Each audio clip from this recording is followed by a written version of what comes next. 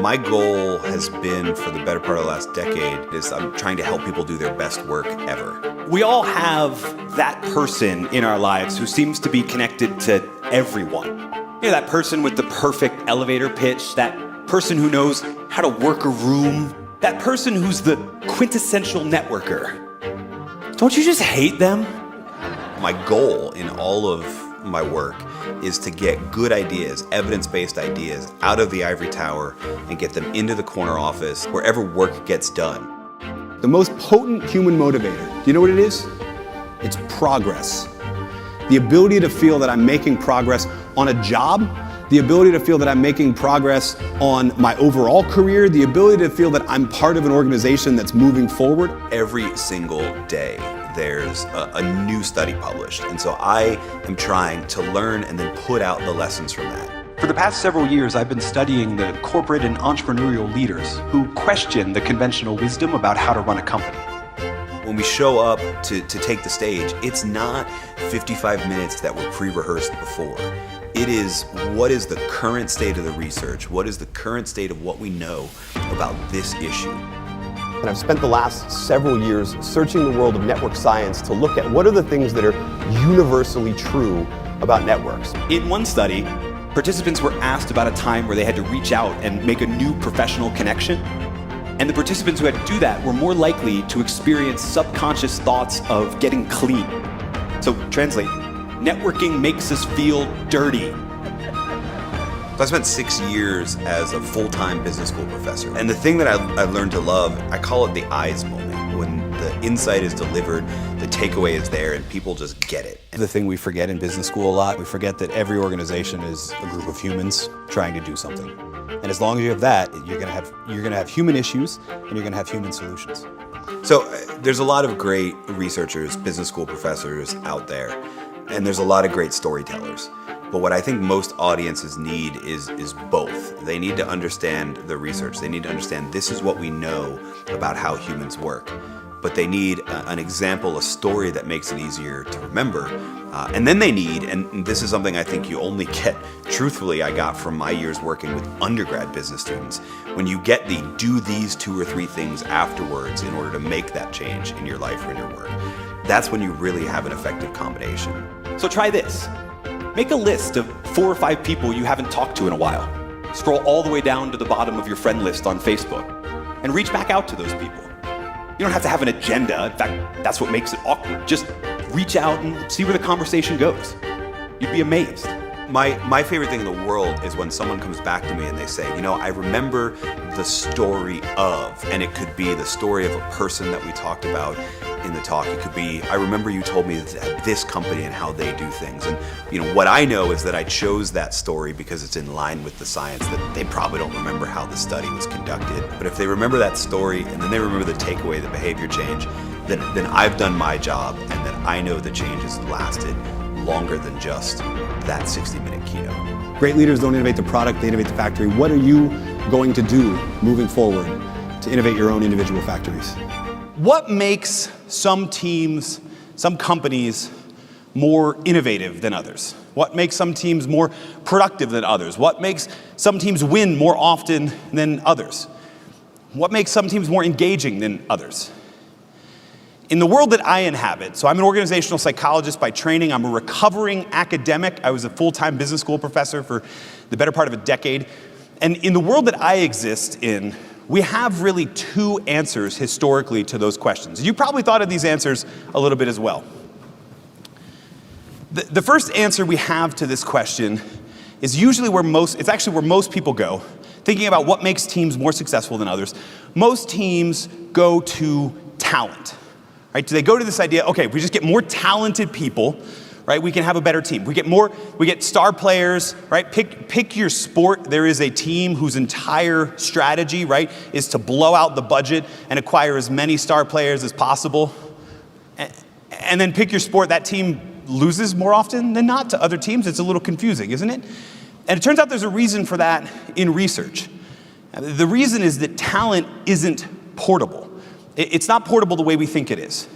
It turns out from a wealth of research in a variety of different industries, when you take a star player and you pick them up and you move them to another team, what happens more often than not is that the performance of that star player diminishes. We've seen that in whatever your favorite sport is, right?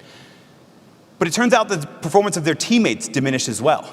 And in a corporate setting, the performance and the valuation of the entire company diminishes as well. Talent isn't portable, because talent and turning talent into performance actually depends incredibly on the team that somebody is on. Performance is a team sport. And by the way, if I could be so bold, even if talent were portable, it's not exactly available right now, right? It doesn't really feel like it's easily acquirable anyway, even if it was. So this is a losing strategy on two levels in terms of trying to get our team into a high-performing team. The other strategy that gets talked about in my world far too often is probably this one. If talent isn't portable, then we turn our attention to team building, right? We go to team building. And so we decide, okay, let's get all our people together for a team building activity. We're gonna go do a ropes course, right? Or a trust fall. Nobody's behind me, I have nobody I can trust. Or we're gonna get everybody together. Okay, we're gonna take a personality test. You ever done this, right? We're gonna take a personality test, and we're gonna find out that Bob is this letter or series of letters, and Sarah is this color. My personality, by the way, my Myers-Briggs type is NSFW. Some of you will get that later. We find out that this person's Enneagram is 9 wing pie. What I don't even understand, right? And then we all feel good. We have a great discussion about differences, and then nothing changes. You ever been in that situation? I mean, it's weird, right? Because we know what it's been like to work on a team where everything clicked, where everything was high performing. We all have an experience of working for the best team ever. Some of us, that experience hasn't even been in our career. Maybe it was like your collegiate life, or maybe it was a sports team you were on in high school, right? My collegiate life was a little bit different. In fact, I have it in my will that when I die, the 6 members from my senior thesis team are going to be the pallbearers in my funeral, because I need them to let me down one more time. Some of us have that experience, and then we try and replicate it either through talent or through team building, and we're like, what is going on? Why can't we make this team that we currently have feel like that best team that we were ever on? Well, the team building thing, it turns out, it can work some of the time. And some of you that gave me that little stink eye when I said it doesn't work, this is for you. What we know from a myriad of research is that different team building activities, things that take people off-site and bring them through shared experiences or discussions about personality differences, etc., those things can work if they manage to change the habits and norms and behaviors of the team when you get back to the day-to-day work. Another way to think about that is this: team building isn't an activity, it's a habit. It's a series of norms, it's a habits of behavior that our teams exhibit.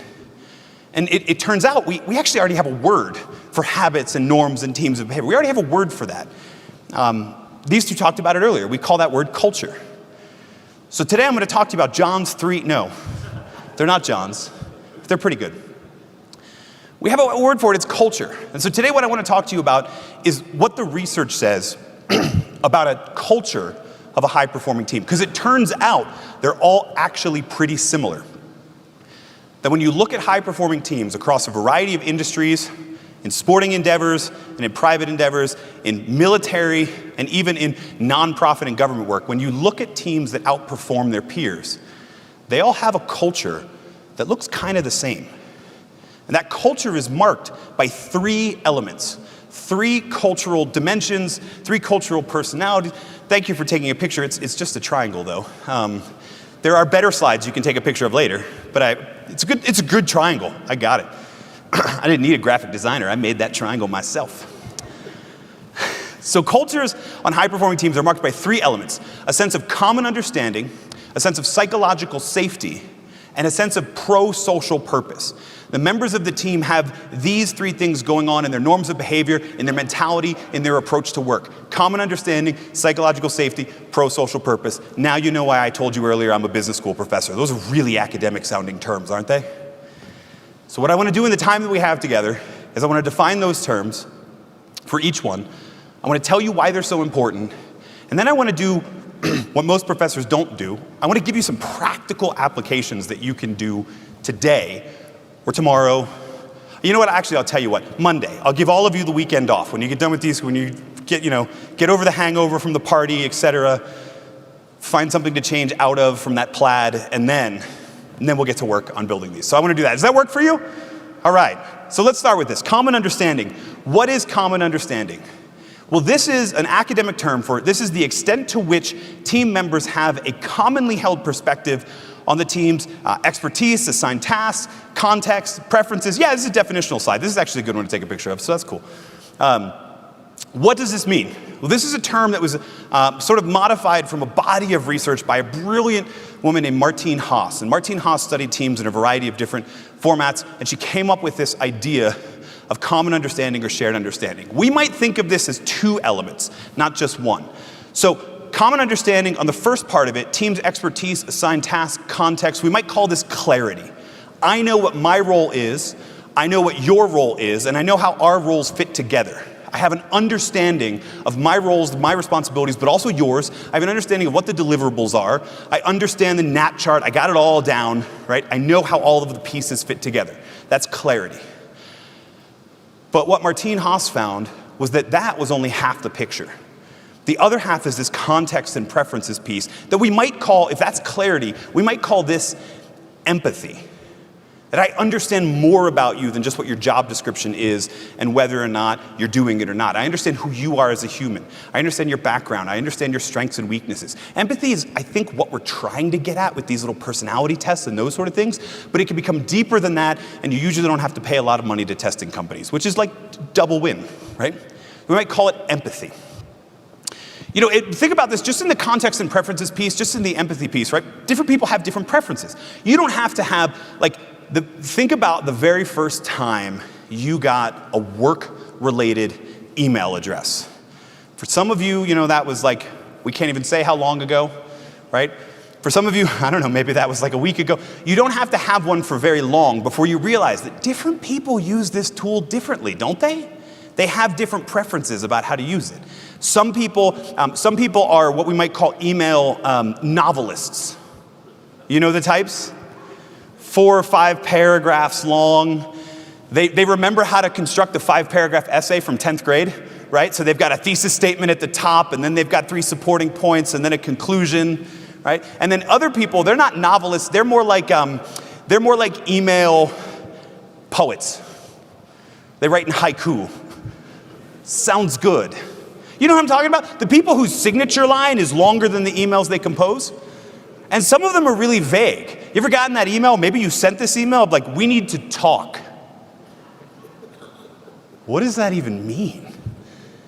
Right? Is there a problem? Am I getting promoted? Am I getting fired? How do I respond to that? Right? And then if you have an understanding of people's preferences, though, either, okay, they're the haiku person. I don't want to read too much into this. They're just doing it from their phone, etc. And then you understand the novelist. And let's just do another one for email. Some people don't exactly adhere to the standard rules of email of let's email during work hours, right? Some of those are the late night email. Any late night emailers in the room? Just you want to self-identify, confess, right? That can be a problem unless your team has a sense of common understanding. And they know that oh yeah, that's what works for them. They don't sleep or something. They're a vampire. So that works for, and the good kind of vampire too, from Twilight. So we know that that's their thing and I won't feel personal about it. But if I don't know, if I don't have, you self-identified and you're on the front row. That's the only reason I'm picking on you. So you made the choice twice. I figure it's safe. If they don't, then they look at him and they go, oh, what a jerk, right? Oh, now you wait, or if you catch it late at night. If not, you wake up first thing in the morning and you check your phone and you're like, oh my gosh, now I have to respond to the email novel before I can even get to work. But if I have an understanding of that's just the way you are, no problem, right? So if we build this sense of empathy and this sense of common understanding, we can collaborate a whole lot better on a team. When I think about the importance of common understanding and the research behind it, one of my favorite examples of common understanding is this guy. You may or may not recognize him because there's a floating bubble in his face, but this is Chris Hadfield, Canadian astronaut Chris Hadfield. If I move the bubble and you make out the mustache, you might recognize him from his famous lip syncs of David Bowie. I did tell you there would be lip syncing. I warned you. Not really. You might recognize him from his viral Facebook videos and things like that. He was probably the first astronaut on the International Space Station who became an actual celebrity. But he's a celebrity inside the space community as well, inside NASA and the Canadian Space Agency and even the Russian Space Agency. He's known as one of the most successful commanders of an International Space Station mission ever. People line up to want to be in missions that are led by Chris back when he was leading them. And one of the reasons for that is he understood the power of pairing clarity with empathy. It wasn't just making sure roles and responsibilities. NASA has tons of checklists and there's all sorts of role clarity stuff to do. But he wanted to make sure he understood the people he'd be living in a tin can circling the earth once every 90 minutes. He wanted to make sure he understood those people. And Chris, on one mission, Chris was leading a team of 5, including himself, 2 Americans, 2 Russians, and himself. So think about this for a second from just a pure empathy and differences standpoint. We have 5 people living in a tin can, circling the earth every 90 minutes. 2 of them are Russian, 2 of them are American, 1 of them is Canadian. So there's 3 different cultures going on, right? We have Russian culture, American culture, and Canadian culture, which is like American culture, but nicer. We have 3, the Canadians identify themselves, thank you. We have 3 different languages being spoken, right? Because we have Russian, we have English, and then we have American, right? So we have all sorts of these differences. The Americans identify themselves, all right. And Chris knew we had to build that sense of empathy. So he went above and beyond. He actually moved in with the Russian cosmonauts for a time, learned to speak Russian, drank a whole lot of vodka, moved in with the Americans, learned how to speak American, drank a whole lot of, Coca-Cola, whatever, Budweiser, I don't know. More importantly, he wanted the team to have a sense of empathy with each other. And so he had them talk about their differences, their preferences. He actually even had them, he went so far, for example, as to role play how they would respond in different scenarios if disasters happen, including one time where they role played how they would support each other if one of the members of their mission had lost a member of their close personal family while they were in space. Which actually happened. One of the astronauts lost a close family member, and the only 4 people he had to support him through that, to help him grieve, were the astronauts that Chris had prepared. So that's what I mean when I say common understanding is more than just making sure people know how to do their job. It's making sure they know how their job fits into everybody else's job, and making sure they understand the people behind those jobs. All right, you're probably not going to space. Maybe you're working with Russians, maybe you're working with Canadians. Hopefully you're not working with Americans. I'm an American, I can make that joke. But you still need to build this sense of common understanding. So how do we do it? Here's a couple different ideas for you on how we can build that sense of common understanding. Number 1 is what I like to call huddles. If you've had any familiarity with the world of agile software development, you might recognize what I'm about to say as a scrum. But scrum is a rugby term, and I have no idea how that game works. I thought baseball was hard enough to follow. And then I tried to follow rugby. No offense to the Aussies. So in a huddle, the idea in a scrum, in a daily stand-up in agile, is that every single day when a coding team is working together, they would meet very briefly in the morning, and they would answer 3 questions for each other. Not reporting to the boss, but to each other, 3 questions. What did I work on yesterday? What did I complete? What am I focused on today? And what's blocking my progress? And I love the simplicity of those questions. And on the majority of teams and organizations that I work with, I encourage them to adopt some other rhythm. It doesn't have to be daily. It doesn't even have to be a meeting. Imagine just a simple email or a simple check-in every Monday where everybody reports, okay, here's where I am on all the projects. Here's what I did last week. Here's what I'm focused on this week. It's that 3rd question that's brilliant though, isn't it? Here's what's blocking my progress. One of the biggest complaints I hear from leaders is that they feel like they don't actually lead a team a lot of times. They feel like they just supervise 7 people or 500 people's individual problems. They just manage individual people. And they all come to me for their problems, and I have the weight of the world on my shoulder, right? We didn't know that entrepreneur was also being like Atlas, right? I have to figure all of that out.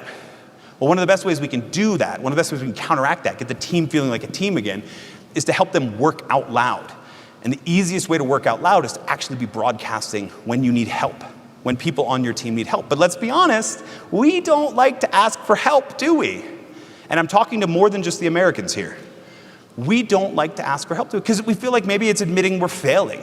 Maybe it's admitting we're struggling. How often do we go, you know what, I'll figure it out. I don't need to ask for help yet. I'll figure it out. And then 3 weeks later, we finally fall apart and realize, okay, I need some help. But it would have been a whole lot cheaper and faster to give you help back downstream, wouldn't it? And so a question like, what's blocking my progress, coaxes people in to talking about the potential struggles that they're facing without admitting, I need help, I'm failing, etc. It's like a trick question. It's beautiful. What's blocking my progress? So that's a huddle. You can do the frequency that you want. You can do the medium of communication you want, but think about those 3 questions. What did I just complete? What am I focused on next? And what's blocking my progress as a way to get the teams that you lead to check in with each other and work out loud.